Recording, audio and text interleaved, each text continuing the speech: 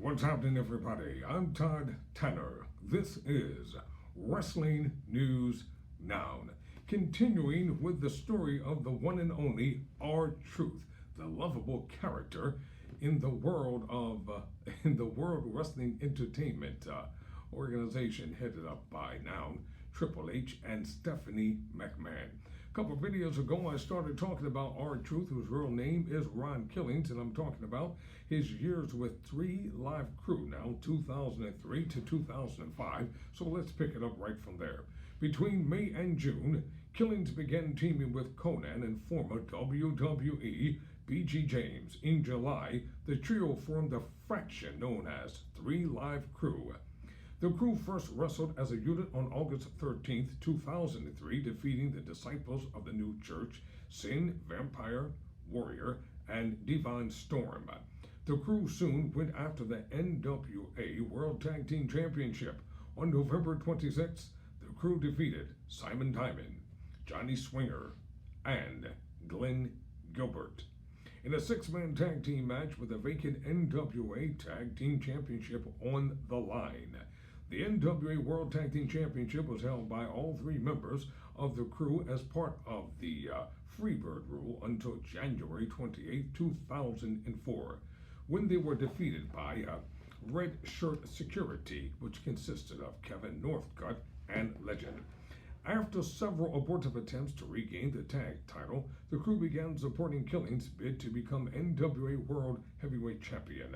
On June 9th, the NWA World Heavyweight Champion Jeff Jarrett took part in a 3 Live Crew challenge, which saw him face Conan, James, and Killings in 3 subsequent matches. Jarrett defeated Conan in a strap match and James in a trailer park trash match, hardcore match, but lost to Killings in a ghetto justice match.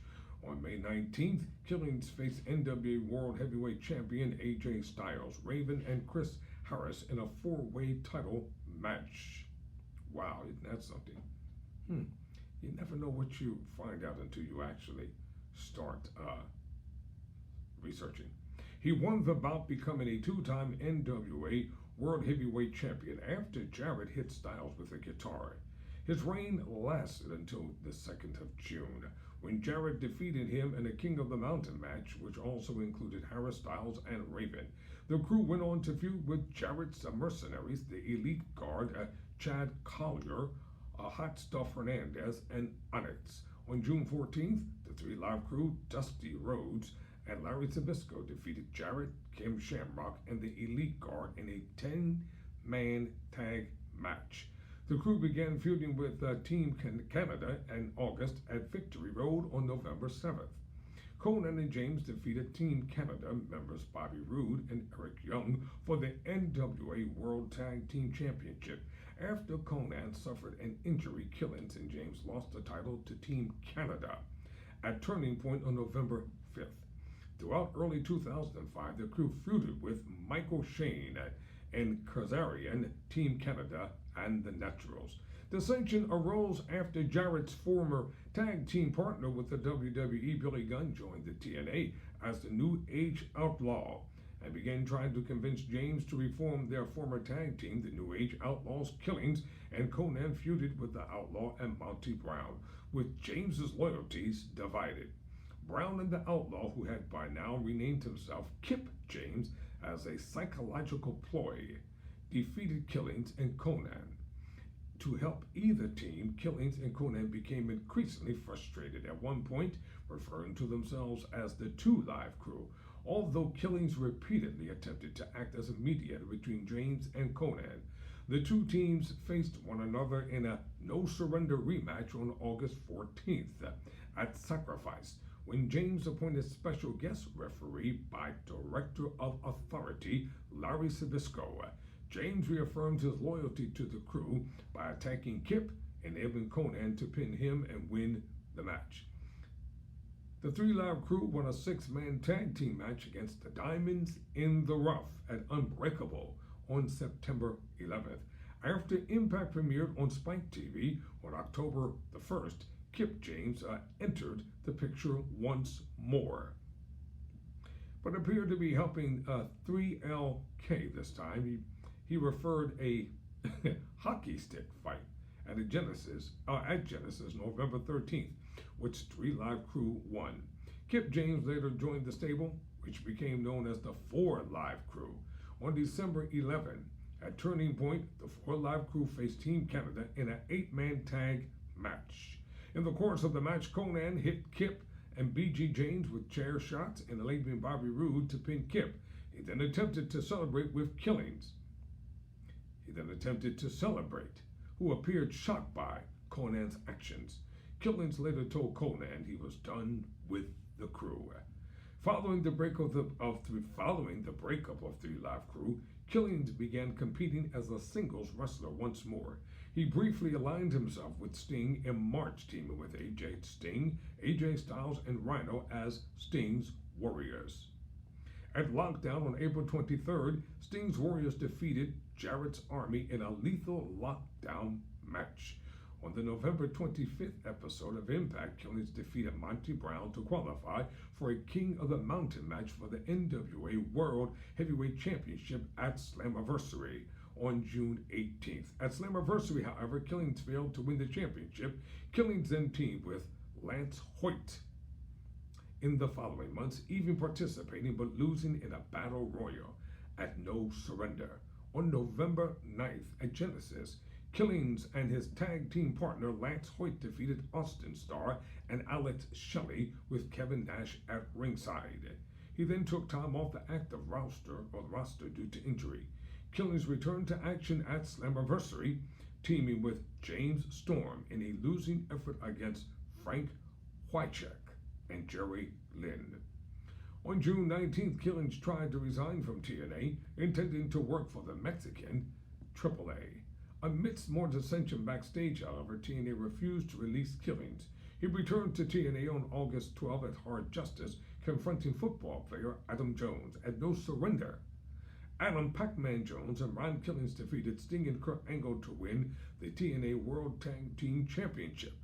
At Bound for Glory, AJ Styles and Topco defeated him and Jones's replacement, Rishi Lucius Consequences Creed, for the World Tag Team Championship. What a name! In December, he worked out a deal for his release from the company. In 2008, Killings re-signed with World Wrestling Entertainment, formerly the World Wrestling Federation, and re-debuted on the SmackDown brand under the name R-Truth on August 29th as a face, defeating Kenny Dykstra.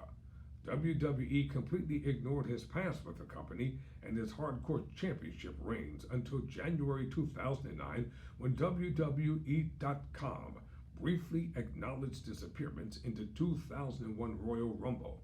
The Kawik character was acknowledged again at SummerSlam in 2010, when commentator Mike Stryker made a passing reference to his past. At Cyber Sunday, he, along with Festus and Monty Von Tavius Porter, or MVP, was a voting option to challenge United States champion Shelton Benjamin for the title. He received 59% of the vote to get the match, but lost on December 8th. He won the Slammy Award for the Best Musical Performance. On the July 10th, 2009 episode of SmackDown, R-Truth debuted as a new prankster character known as Ricky in a sleeveless t-shirt and a set of fake teeth, trying to get into the Roboback arena. The character was soon scrapped, and R-Truth began a feud with the debuting Drew McIntyre on August 28th episode of SmackDown. This feud set up a match at Hell in a Cell, which he lost. On the November 23rd episode of SmackDown, R-Truth, Finlay, Matt Hardy, and the Hart Destiny defeated JTG, Eric Escobar, Dolph Ziggler, and Drew McIntyre in a 5-on-4 handicap match to qualify as the representatives of Team SmackDown at bragging rights. At the event, Team SmackDown defeated Team Raw. On the February 5th, 2010 edition of episode of SmackDown, after defeating Mike Knox, R-Truth qualified for an Elimination Chamber match for the World Heavyweight Championship at Elimination Chamber. which he was eliminated by CM Punk. At WrestleMania 21, at WrestleMania 26, R-Truth teamed with John Morrison to face Showmiz, or Big Show and The Miz, for the United WWE Tag Team Championship in a losing effort. This is a long bio for this one wrestler, so we have to make this a three-parter. On April 26th, R-Truth was drafted to Raw as part of the 2010 WWE Draft. He began a feud with Ted DiBiase after DiBiase offered him a job as his personal assistant, which R-Truth declined with a slap. 2 weeks later, during a match with William Regal, R-Truth was attacked by Carlito and Primo, who were paid off by DiBiase after the assault. R-Truth went on to wrestle and defeat DiBiase at Over the Limit on May 23rd.